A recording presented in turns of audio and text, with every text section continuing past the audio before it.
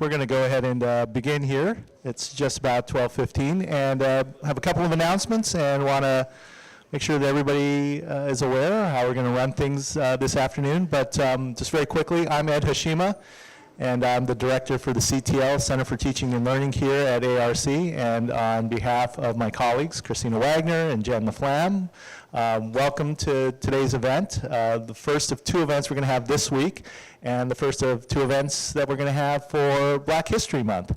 So I'll say a few things about housekeeping, and some of you may have received when you came in an index card, and if you don't have one, you can raise your hand. This is so that if you have questions for our speakers, go ahead and write them down at any time. We'll collect them toward the end, and then we'll sift through them, and that way we'll get a chance to have the questions read out so everybody can hear them, and then our guests today can respond.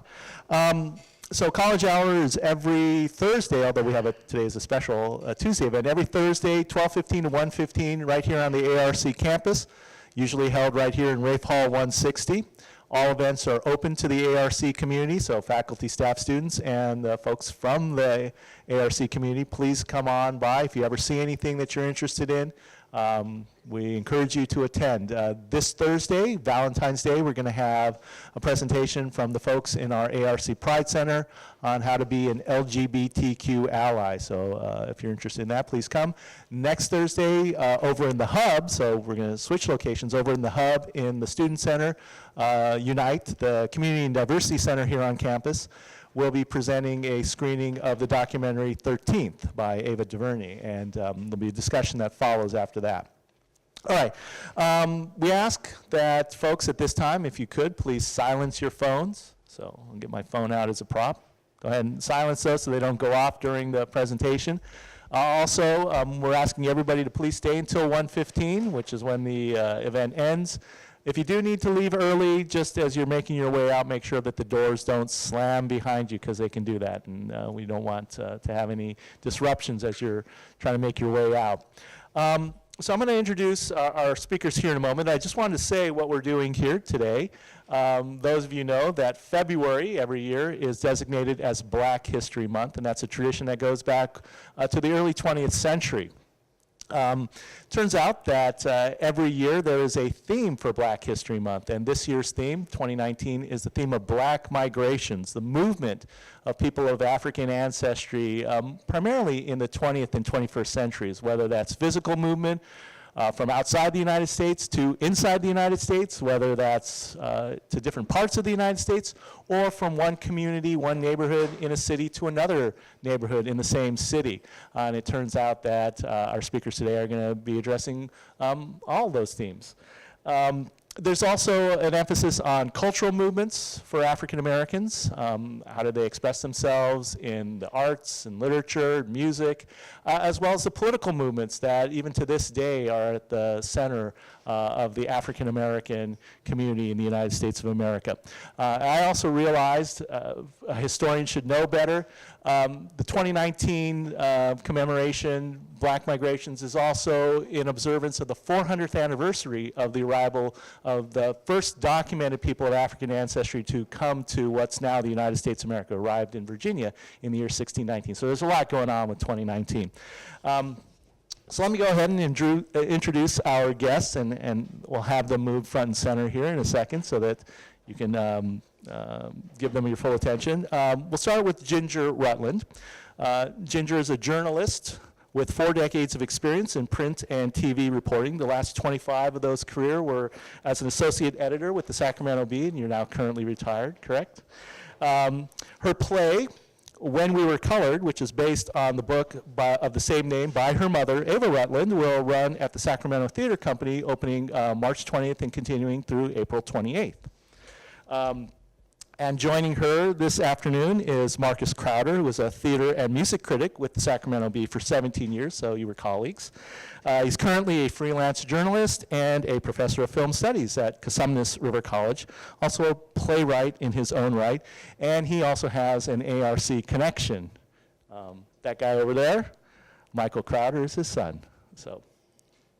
Anyway, would you please join me in welcoming very warmly our guests, Ginger Rutland and Marcus Crowder.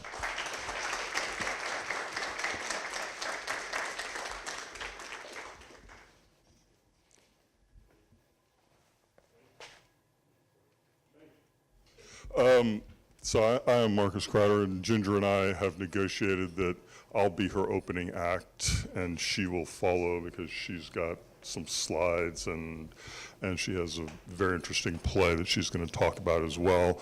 So I'm going to talk very briefly about the idea of the African American migration. As I'm sure many of you know about it, some of you may not, and so I'm going to just give you an overview as we kind of know it, which will be a kind of hopefully allow Ginger to bring her more personal story of her family and the play that she wrote to that. So the African American migration, as we understand it, began essentially in 1915 or 1916, depending upon which historian you want to believe, and really lasted until about 1970. And during that time, about 6 million African Americans moved from the South to the North. And at the time that it began, about 90% of the African American population was located in the American South, and by the time it ended, only about 45% of the African American population was still located in the South. And they moved primarily to 3 different areas of the country, going north to New York, Boston, Philadelphia, centralized kind of urban areas, from the coastal South, moving from more mid-South up into areas of Chicago and Detroit. And the coastal, and just to step back, so that for myself, my own personal history, my grandparents, on my father's side, so my father's family moved from North Carolina to Pittsburgh, Pennsylvania during that period. My mother's family moved from Arkansas essentially to Chicago, but actually Gary, Indiana, which is right near Chicago. And then the final part of the migration was from the more sort of westerly part of the South, Louisiana, for example, out here to the West Coast, both San Francisco area and Los Angeles. And there are many, many reasons why these people immigrated, and you could call it an immigration, but there's a general same reason, which is to make a better life. And that's why people leave. And of course, at the same time that this was occurring, there were other immigrations occurring, notably Jewish people from Europe coming to America for exactly the same reason as African Americans were leaving the South, as they were experiencing difficulties. And there was a very prominent sense that while you might not escape difficulties, it would not be the physical threat that you were experiencing, that people were experiencing there. And so, along with the idea that the South was essentially this agrarian economy, and people were looking for work, and they didn't necessarily want to be working, they didn't want to be field hands or working in farms, and so they moved north because there were factories and more opportunities for growth, development, and just to work. And people were not afraid of hard work. They had been doing hard labor, and to go to work in factories was not nearly as daunting as perhaps working in the field. So those were the main reasons that they came, and that was why, over a period of time, the culture, African American culture, came west, came north, and that's sort of the little bit of the general overview that I wanted to provide to kind of allow Ginger to talk about more specifically her family's part of that immigration and journey? My father's family was from Alabama, and after or during World War I, they moved his parents moved from Alabama to Detroit. And, but the family that I'm going to talk to you about is my immediate family, which is pictured here. Can we get the lights down here? Would that be helpful? I think you could see it better. So, this is my family. My mother wrote a book. It was originally published in the 1960s. It was called The Trouble with Being a Mama. It was the story of her life. She is a middle-class, educated black woman who moves from the segregated South after the Second World War to California. And this was a difficult move for her because she had grown up in the Jim Crow segregated South. And for the first time, her family was going to be in an integrated world. And she was nervous about that. She was afraid that the white people wouldn't be nice to her children. And she began writing stories. Her stories appeared in the leading ladies' magazines of the day in the 1950s, in Ladies' Home Journal, in Woman's Day, in Red Book magazine. And she combined those stories and fattened it out a little bit and wrote a book about it, which became, When We Were Colored, A Mother's Story. Originally it was called The Trouble with Being a Mama. I thought that title was boring, so when I republished it in 2007, I changed the title. My siblings are still angry at me, but too bad, I did all the work. So, here's my family, and the first question I always ask people is, who am I in this picture? You're in your daddy's lap. Who said that? How come you know that? Exactly that. Oh, that's true. Okay. This is so I'll introduce my family. This is my older brother, Billy, my twin sister, Patty Jo. That's me, Ginger, and my older sister, Elsie, and my dad, Bill, and my mother, Eva, who wrote the story. So let's go to the next book. Oh, I had to create a publishing company to republish the book. It was originally published by a real publisher, and it sold actually quite well in the 60s, but it was out of print in 2007, and when I decided to republish it, I created a publishing company. I named it IWP, which stands for Isaac Westmoreland Press. Isaac Westmoreland was my great-grandfather. Isaac Westmoreland was born a slave. This is the story I want to tell you. The usual narrative of black Americans is a story about poor, rural people who were sharecroppers and mistreated and pissed off and angry, and they came out of the South to escape lynchings and that sort of thing. And that's true. That narrative is accurate. But there is a broader picture of black America, and that was the story that my mother was trying to tell when she wrote her book. There's this huge swath of middle-class blacks, of educated, well-off black Americans who were always there. My mother used to say there were the 3 B's. White people don't want to birth you, they don't want to bury you, and they don't want to beautify you. So a black man, if he became the funeral director or somebody you wanted to, he'd always have a job, a good job, and an income. The beauty parlor lady who was going to starch and iron your hair, that was always somebody who had a good job. And a doctor, because the white folks, they said, didn't want to bury you, didn't want to beautify you, and didn't want to birth you. Anyway, my grandfather was not any of that. My great-grandfather was a shoemaker, and he learned his craft as a slave, and he opened a shoe shop after the Civil War in downtown Atlanta.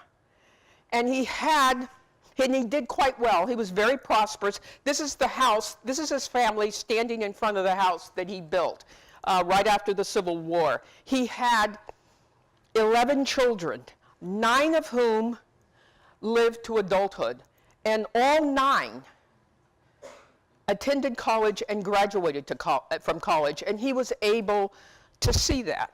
So what I find interesting about this picture is that the young people you see here are the first generation of my family born outside of slavery, and they all graduated from college. This is a maternal. Maternal. This is my grandmother, who was in the picture. This is the college that they attended. It's called Atlanta University in Atlanta. It still exists. There's the Black Men's College, Morehouse, which is famous because Dr. King attended there. And then there's Spelman, which is famous because my mother went there. Anyway, but the original school, black school in Atlanta, black college, was Atlanta University. This is the Atlanta University football team of 1900. You see the double aught on the, and two of my mother's uncles are in this picture, two of my grandmother's brothers. Number 10 down there, his name was Ike. He became a dentist. And this guy here, he went to Boston and delved in real estate and really did quite well, and then lost it all during the Depression. But at any rate, what I like about this picture is there's no saggy pants, there's no turned around baseball hats.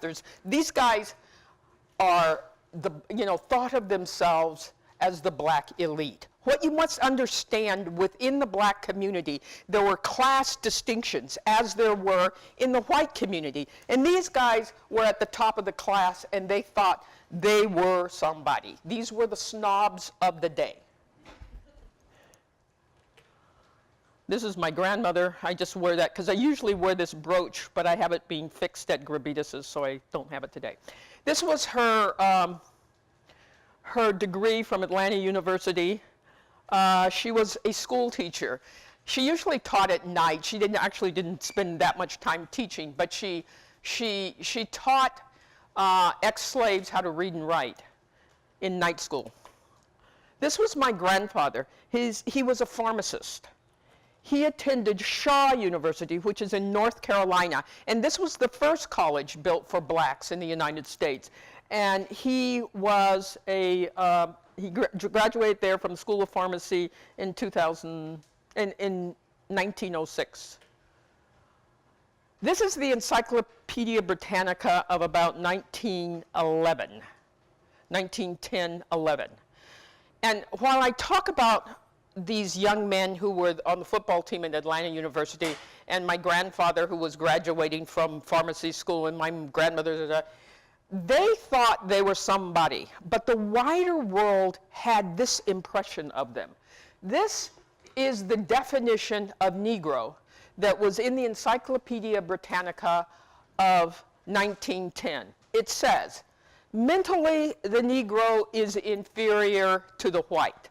The arrest or even deterioration in mental development is no doubt very largely due to the fact that after puberty, sexual matters take the first place in the Negro's life and thoughts. So think about this, folks. This was the settled science of the day. And according to that science, black folks were animals and sexual predators and so on and so forth. You would probably find equally insulting definitions of Jews or Asians or American Indians as well. But that was a settled science of the day. And into this world where the wider world did not think much of her, but within her segregated world of the Atlanta black elite, my mother was born. The year is 1917. She's the youngest child and the only daughter of Dr. Samuel Neal, the pharmacist, and his school teacher wife. This is the segregated school she attended in Atlanta. She is sitting smack dab in the middle. She later left the school and went to Atlanta University. They had a private school there where she attended most of elementary school. She went back to public school in high school. But nonetheless, there she is sitting there in the middle, and I always like this picture because you can see she is frowning. She's not happy. My mother died at age 96, and she had been blind for 50 years. She went blind at about age 50. She hadn't seen this picture for 50 years, but she remembered to her dying day why she was frowning in this picture. Her socks are soiled, right? And she did not want to be in the front page, on the front row, but she was the teacher's pet, and they put her on the front row, so she showed that she wasn't happy. Anyway. This is her at about age 12 or 13. And I show this only because she looks like what she was growing up in Atlanta. She was cherished, she was protected, she was loved in this little cocoon, as she calls it, this ermine, diamond-studied ermine of segregated Atlanta. She was happy. This is my mother, the year she this is her college graduation picture from where? From Spelman College in 1937. She was 20 years old. This is the picture that appeared in the Atlanta Daily World. That is the black newspaper in Atlanta on the society page, and it said, Miss Eva Neal, daughter of Dr. Samuel Neal and his wife, Eva Westmoreland Neal, is going to marry Mr. Bill Rutland of Detroit, Michigan. And my parents, this picture is sort of out of whack, but this is my mother's cousin. His name is Charles Westmoreland. My parents courted at Tuskegee Army Air Base. I don't know if you guys know what Tuskegee Army Air Base was, but that was during World War II. They trained black pilots as fighter pilots. It was considered a very controversial thing to do. When Roosevelt decided that he's going to train black pilots, the Birmingham News had an editorial, and it said, Roosevelt doesn't know what he's doing here. Some of those planes go 400 miles an hour, and everybody knows Negroes can't think that fast. That was the attitude. But at any rate, two of my mother's cousins, two of Isaac Westmoreland, that ex-slave, the bootmaker, who had the 11 children, two of his grandsons were Tuskegee pilots, and both of them died in combat in World War II. This one, and this is Fred Funderburg, the other cousin. Both died in the war. My father came to Tuskegee as a civilian. He started his career in the United States Air Force at Tuskegee. They married in her grandfather's house in 1943 during the war. And they spent the war years in Tuskegee, where my father worked as a civilian. And not long afterwards, they had a whole bunch of children, 4 of them, okay? And after World War II, Truman, the president, integrated the armed forces. And he also integrated federal service. And my father was ecstatic, because what he got out of that was a middle-class government job. And he was in seventh heaven. He was transferred from Tuskegee first to Ohio, where he worked at an air base called Wright-Patterson. And then he came to California in 1952. So this is the first picture of us in California, where we moved in 1952. And I'm now going to read for you a portion of my mother's book, what she said about this movement. So this is the migration. And this is a woman who is in the midst of this migration and what she thought about it. The government decided to decentralize the Air Force. The various branches and divisions were scattered to installations throughout the country. By this time, my husband had proved himself to the point where the executives were vying for him. Go with me to Ogden, Utah, Bill. For goodness sake, don't go out there. They are prejudiced, Eva. Come up to Middletown, Pennsylvania. Well, not so bad. I lived in Harrisburg, not too far away, and out to California with me. I didn't really care where, knowing that it wouldn't be Atlanta, which I had now begun to think of as heaven. When you read about the South with its die-hard attitudes, a fear stirs within you. But being there is different. Visiting in Atlanta, I would go from one spacious home to another, luncheon and bridge during the day, parties at night, or we would visit the Lincoln Country Club, the Negroes' private club with its own little golf course, or we would take the children to visit our alma maters and the other surrounding Negro universities, stroll on the beautiful campuses, listen to a lecture, attend a university players production, walk through the library. How I wished my children could live there, go to school there. How beautiful it seemed, Atlanta, with its ermine-trimmed, diamond-studded, velvety cloak of segregation. How beautiful it seemed as I turned my back upon it and headed west. So this was not a woman escaping poverty and the fields of the South. This was a middle-class black woman leaving this cocoon of segregation where she was raised and coming west, and she was really not happy to come. Bill went first on a short trip for business and to find us a home. And here was the first indication that the cloak was gone forever.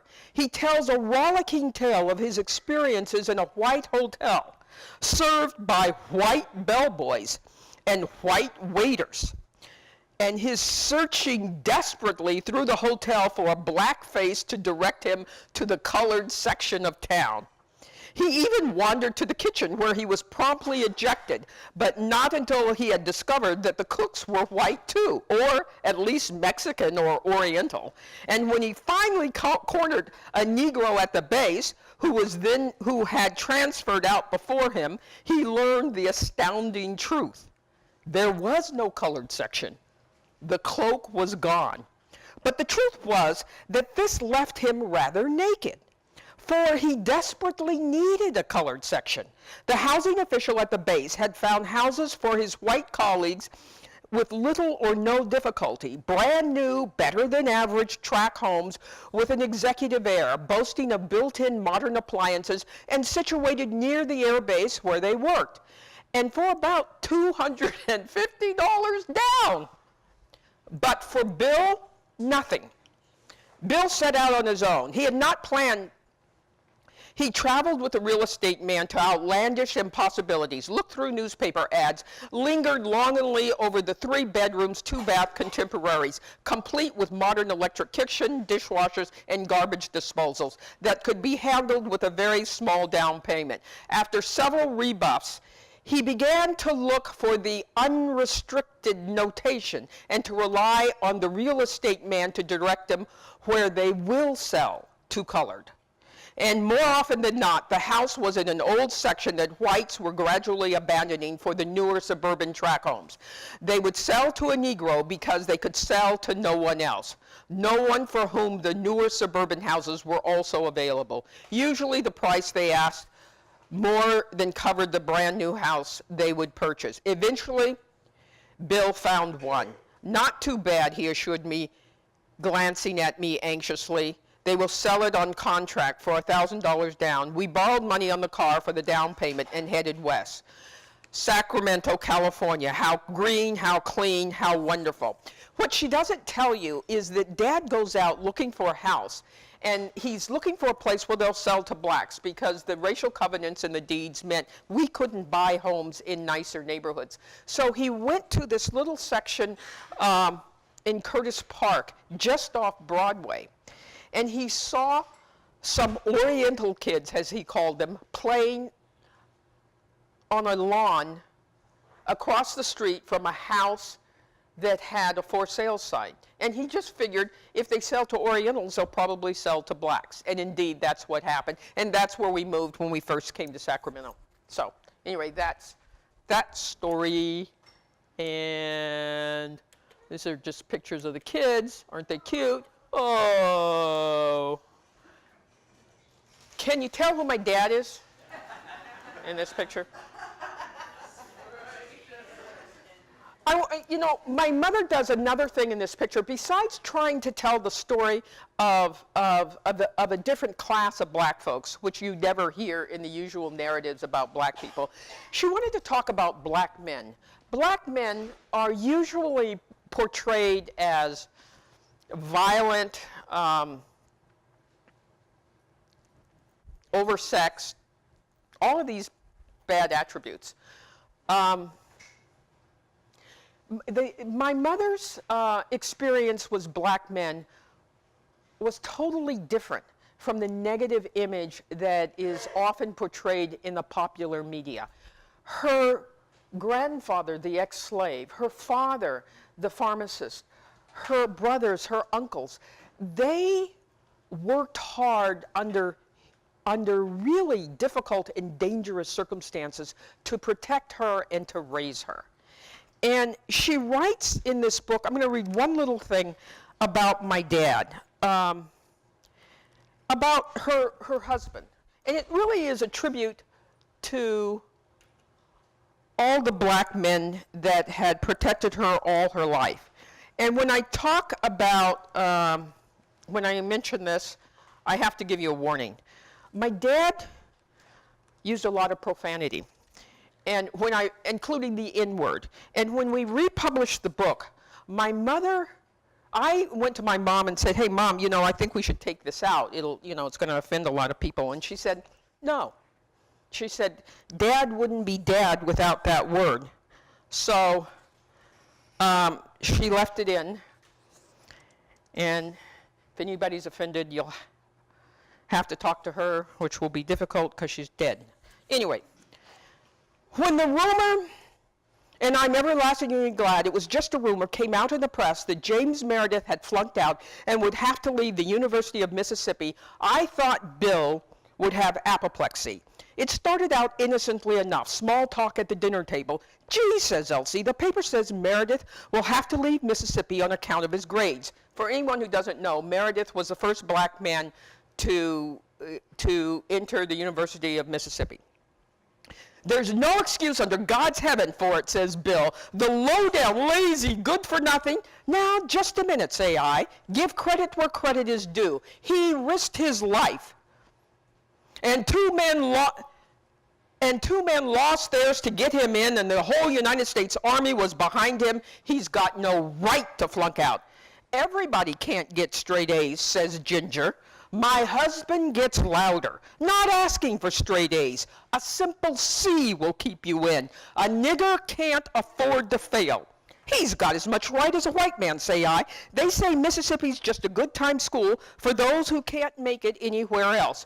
A nigger's got no right to fail." At this, he jumps up and pounds the table and turns on Billy. "And don't you forget it. If you bring me any more D's, I'll knock your cotton picking." And we quiet down as Papa roars. "And thank you, Mr. Meredith, for not flunking out." Later, he roars privately to me, "Don't you dare plant the idea in my children that it's all right to fail. A nigger's got to win. He's got to be on top." Then I remember that it is he who is facing the outside world. And I remember that it was not and is not always a charming, glamorous world. I remember the time he sat 2 weeks in a personnel office because the job he had been given through correspondence might not be the one for you. When the real reason was, we don't have Negroes in this capacity supervising so many whites. I remember that the situation was saved by a man setting up a new section, a man who so desperately wanted a man with Bill's capabilities that color didn't matter. I remember the promotion he didn't get. There's quite a bit of public relations involved. A white man might be better. I remember one time when a buddy whom he had trained got the promotion. It was the buddy who said, "You're the best man. I just got it because I am white." I remember the time in a borderline town when he and a white buddy entered a cafeteria and Bill was turned away. I remember that my husband was calm and dignified, that it was the buddy who raved, a man who was seeing discrimination personally for the first time in his life and became, as Bill said, another converted white man. I remember the conference in Kentucky that Bill conducted with a leading airplane production company and the elaborate luncheon the company had arranged for in advance. 15 men seated at the dining table. All received menus except Bill. Bill, absorbed in conversation, hardly noticed. Then as the others began to order, he asked the waitress quietly for a menu. Then came the always shocking, no matter how many times you hear it, "I'm sorry, I can't serve you." But this time from the company representative comes, "What's the matter, Bill?" His indignation, the hurried consultation with the manager who babbles about policy, precedent. This time, 15 men arise and walk out. 15 men representing a powerful company that sustains that town. And as they watch them go, the waitress and the manager are a little disconcerted, as people always are, when discrimination affects their bread and butter. You get the feeling it won't happen again. And you are a little thrilled that the capable Negro man who has helped to open another door is your husband. And if you are that man's wife, you begin to understand why he roars, what he is saying to your children. It is, "I love you. I want you to be happy, to be respected." The age-old cry of the Negro father, the slave that bowed and toiled and did the white man's bidding, that his little brown babies might eat. The newly freed black man who waited tables and carried bags that his child might be educated. A little further up the ladder, the teachers and preachers who planted a dignity, an idea to stand up, black boys, be proud, and walk straight into the doors of the universities of Mississippi and Georgia, to the front of the bus, to anywhere you want to go. I know at last what my husband is roaring about. The doors are open. Be ready. And I am proud and happy and thrilled that he is helping to open them. I relax and smile and listen to him roar, and I sort out socks and polish the floor, put a log on the fire, a pie in the oven, and wait and thrill to the key in the lock, the quick masculine step, and the inevitable heartwarming first roar, "Where's your mama?" So that is sort of the end of the story. That's the family at my parents' 50th wedding anniversary. Nobody went to jail. Everybody got a job. Everybody has kids. Things are, like everybody else's family, just like everybody else. My father died in 2005, my mother in 2012. There's a play about their life that the source material is this book, which opens at the Sacramento Theater Company on March 20th, and I want you all to come. And that's the end of the story.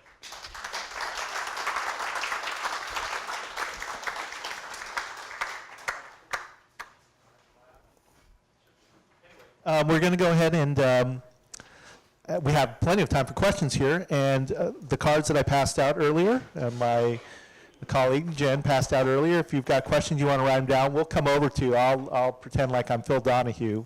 Some of you probably don't even remember who he is. And I'll run over there and I'll hand you the microphone, or I can read your question for you. But I'm going to let everybody settle in. I'm going to take the opportunity. I'm going to use my prerogative as the guy with the microphone. I'm going to ask Ginger and Marcus both to think about this. And I was thinking about this when I was reading the book, which I just loved. It was fantastic. And I remember when it first was republished, and I said, I'm going to put this on my list, and probably like everything else gets forgotten. So it was a great opportunity to finally get around to reading this book.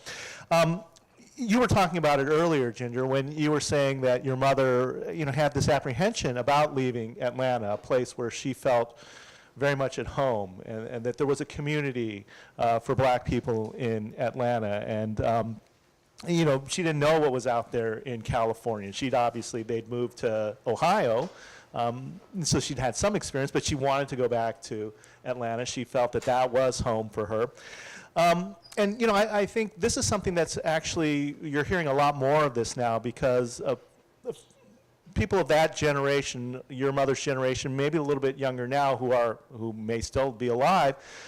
These are people who did grow up in a segregated world, and they did create communities for themselves, and they created institutions and organizations. And I remember hearing a story recently on NPR about a black man, a gentleman who was probably in his 80s or 90s, and he and his buddies had a weekly card game. And it was because they met at the country club and they played cards. This is what they did. But over the years, they drifted apart, families moved, and of course, people got older and passed away, and he was going off to the last meeting of his card game. And it was, in his mind, a bittersweet thing, because he knew something like this would never happen again. He had those friends, and they had that connection. They'd all lived through these things together. And I think there is a lot of talk now about how there were so many things that did have to be created during segregation for black Americans. They had to be resilient. They had to create these communities. And for everything that was gained with integration, there may have been some things that were lost. And so this is my roundabout way of asking you, based on what you knew of how your mother talked about that life and what you saw growing up in her family. Do you have any thoughts about what African Americans and what black folks felt they may have gained from integration, and some of the things that they maybe kind of lamented losing as they moved into spaces that weren't predominantly black? I thought it was inevitable, but as black people, everybody lived together. The doctor, the garbage man,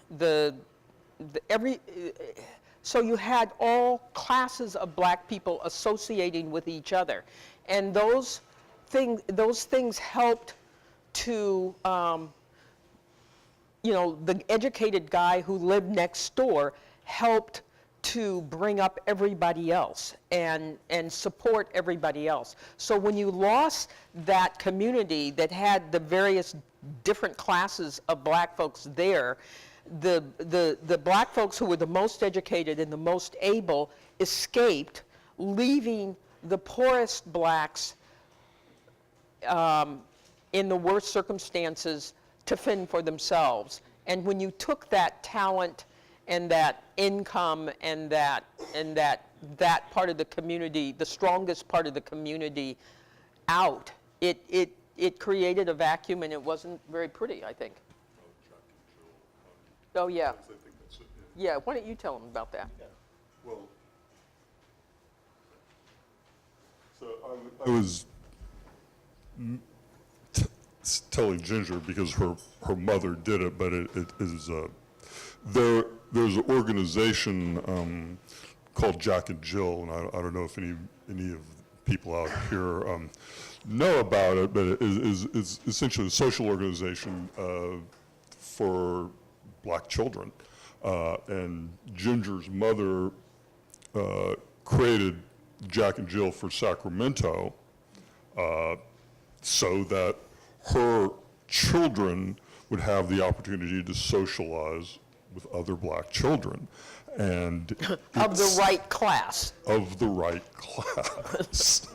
and so and Ginger and I have talked about this a lot, this idea of the middle-class African Americans, which we both grew up in and were very much a part of, and sometimes seemed sort of media invisible. It was, but it's not now. But for a time it was, because it was not a hugely dramatic story, except when you were of that class and you had to do things, as Ginger suggested, like try to buy a house, and it did not matter how many degrees you had, that you couldn't buy a house in certain areas, and how, as Ginger and I also talked about, how that trickles down. And so ideas now of, for example, that we talked about, of accumulated wealth, for example, where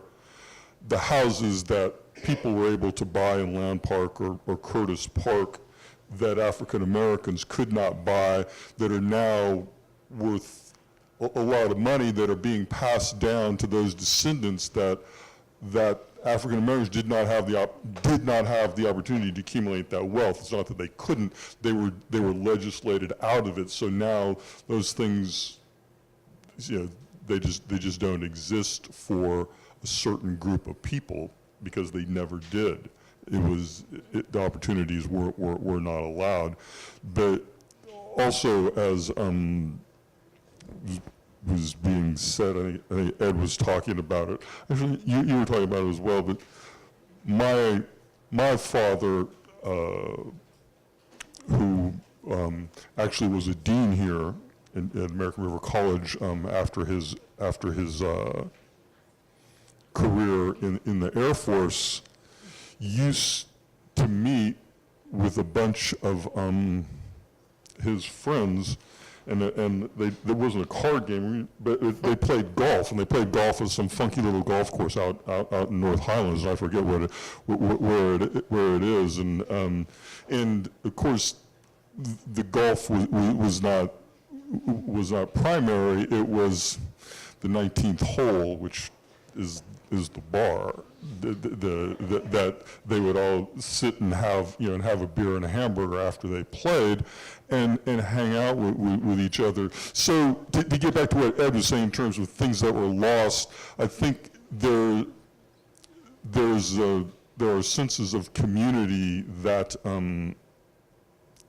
that people try to remake. I mean, and everybody tries to do that, of course. And then there's just one other element of that I just wanted to say, which is that also most of, my parents were teachers. My father was a teacher, my mother was an English teacher, drama teacher, and eventually a counselor. So I come from, I don't know, I'll call it a teaching class of people, and so it's not surprising that I'm a teacher, and my son is as well. It's kind of the family business.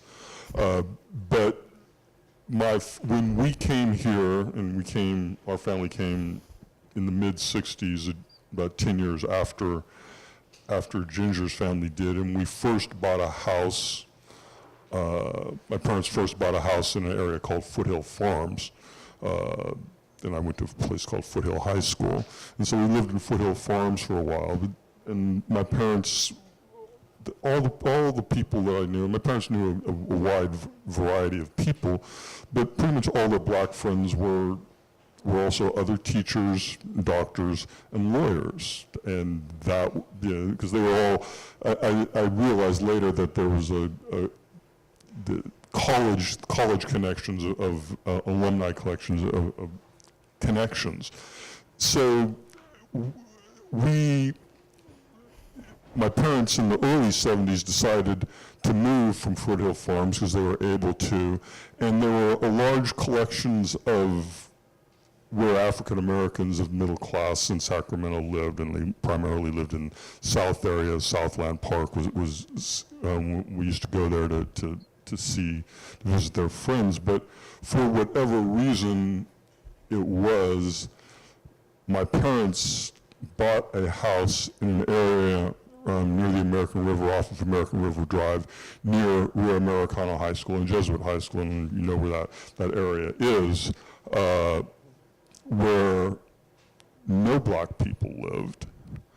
And I didn't think a lot of it at the time, and I've thought more about it later, subsequently now, and I realize now that they did that very intentionally by that house in that area where no other black people lived, because they could have purchased a house anywhere at that point in time. I mean, financially they were able to, and they could have purchased a house anywhere they wanted to. They certainly could have purchased a house near where most of their friends and social class lived, but they decided to do something different. And I realize now that it was on purpose that they bought a house in an area where no other black people lived.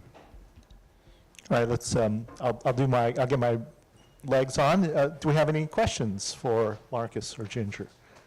Oh, over here.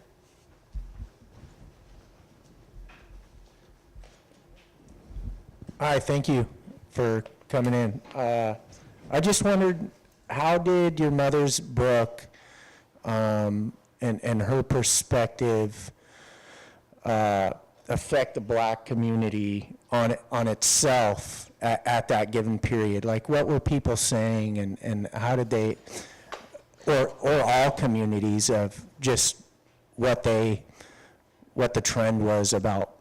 My mother's book was published in about 1961, 62. I actually don't quite remember the year, but it was very popular. It went through a couple of printings, and it did very well. I think it's an eye opener for white people. And my mother, when she wrote, her audience, particularly when she wrote for these ladies' magazines, Woman's Day, Ladies' Home Journal, and Red Book Magazine, and there are articles in there that she wrote in the early 50s, and this book itself, her audience she saw as white mothers. And she wanted them, and her message was really quite clear. She wanted them to know that her children were just as precious and just as fragile as theirs. Please be kind to them. So the stories and the anecdotes about children in this book are a lot about, you know, being the only little black girl in your class and being ostracized because of it, right? And they're really heart-rending stories because any mother can relate to it. If any mother here has a child and you sent your child out into the world and other kids are mean to them, as kids tend to be mean, and you can't protect them, you know, when they're in school or you're in there. So it was those kinds of stories she was telling, and she was telling them with the idea to humanize, to let them know, hey guys, we're just like everybody else, right? And I think her anecdotes do that quite well. She was a very good writer. She later, by the way, became a Harlequin romance writer. She wrote about 20 Harlequin romances. Google Eva Rutland and you'll see it, you know. And one of the Harlequin romances was called No Crystal Stair, and it's actually a fictionalized account of her own life, right? It's Anne Elizabeth Carter, this debutante from Atlanta, from the Atlanta black elite, expected to marry a doctor and continue to live in the highfalutin world of Atlanta. But instead, she meets Robert Metcalf, a Tuskegee airman, and he swoops her off to California after the war and blah, blah, blah. And then she has a daughter who becomes a black radical with a huge fro and marries a white guy at the end of it. So. At any rate, it's... More questions? Are there more questions? Yep, over there.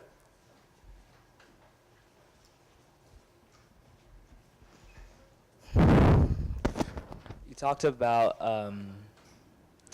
the troubles your father went through trying to get a house in like Sacramento, That's a, or yeah. but like he was also working like a federal job. Did he have problems with like his colleagues being like, you know, a black man working with presumably be like mostly white people? You mean, you want me to tell you about the house and how he... Oh no, I just meant like because you know he had a government job, right? Your father. Yeah. So like with like presumably white colleagues, like what was like the, you know, how was that like? Dad was a gregarious, well-liked, very popular guy. He was, people loved him, right? And he got along with his colleagues. I'll tell you a very funny story about something that happened once, but I want to talk to you about housing because it's really important. It's what Marcus was talking about. It's about wealth. Most people, most families, their wealth is attached to their home. And black people were literally barred out of the home market. You couldn't buy a house in a nice neighborhood. You just couldn't. They wouldn't let you. So now, at my age, my colleagues, my friends, are all inheriting their parents' homes. And they're inheriting million-dollar houses from East Sac and Curtis Park and Land Park and so forth. But if you're black, your house is in Del Paso Heights, or it's in, it's not where the white folks are. And it's about wealth that you can't inherit because you don't have that same sort of, you didn't have that entree. And that wasn't a mistake. That was government policy. That was the United States government saying you cannot get a federally insured loan if you sell this house to a black person. You cannot get a loan as a black person a federally insured loan if you buy in a white neighborhood. That was the law of the land, not just in Sacramento, but in Chicago and LA and blah, blah, blah. It's everywhere. It was everywhere. The housing discrimination was a huge, huge thing, and its legacy carries on to today. In terms of my dad and his job and whether he got along with everybody. He was a very nice, very funny, very gregarious guy. One day, he had been all over the world with this one white major, and they were, really selling weapons of mass destruction to American allies all over the world, right? He was in Pakistan, in Japan, in Ethiopia, in Iran, places like that. He had been all over the world working for the United States government, the United States Air Force, selling airplanes and things like that. He comes back and he's in Colorado Springs, Colorado, which is a big Air Force base. They go into a bar, and the white man is in his Air Force uniform, and he's a major, and he go to the bar to celebrate. They've just come home, and they say, you can't come in here to Dad because he's black. So Dad gets it, right? He says, come on, let's leave. The white major is just incensed. He is just livid. This has never happened to him before. So the next day, they're in the hotel. There's a bar in the hotel. He tells Dad, you have this fez, which is this lambskin hat that he bought in Pakistan. He says, put it on. I'm taking you down to the bar. They go down to the bar together, and this man says, Dad's an Arab from Saudi Arabia. It so happened that the king of Saudi Arabia was actually in the United States at the time. His picture was all in the newspaper with President Eisenhower. And so he said, this is King Faisal's son, right? And this is Prince Ahmed, and I am the escort officer for Prince Ahmed. And he starts talking about how much money the prince has. Just turn the spigot, millions of dollars flow out every time he turns the spigot. And Dad is sitting there saying, Chevrolet Coupe, shampoo the cat, pretending he speaks French. Dad told the story, to us as kids around the dinner table, and I always thought it was a lie, right? I just thought it was a big tale. But when he retired, that major, who was now a general, told that story at his retirement party just as Dad told it. And throughout the rest of his career, he was called Prince Ahmed, right? So anyway, he got along with his colleagues. He was a likable guy. All right, folks, we got a little bit more time. We can squeeze in another question. All right, I'm off. Whenever you moved to Sacramento, was there a black community that you could participate in? We Find it or create it? what we did was, there was a black community, but it was dispersed. There wasn't just one little area where black people lived. It was just, they were in different parts, so they came together. And like Marcus said, there was this club called Jack and Jill, and it was really a club that upper middle class black mothers created to get their upper middle class kids to be with each other, because somebody's going to Jesuit high school, somebody's going to McClatchy, somebody's going to Sac High, and how do I get the black boy and the black girl of the right class together? I've got to actually bring them together. The other things that did it were the churches. The churches were segregated. So I went to Oak Park Congregational Church, and there I would find like-minded black folks. And there was St. Andrews, and anyway, there were the black churches where we, as a community, could find each other. And then there were sororities too, like the Deltas and the Kappas and the Qs and the blah blah blah blah blah. There was that. When I went to Howard University in the 60s, and I didn't join a sorority because at the time it was black power. We were too black to be Greek. That was our motto. All right, I think that brings us to a nice conclusion. And once again, if you would please have a round of applause for our guests joining us this afternoon. And All right, stick around for a little bit if you have some more questions, or join us on Thursday.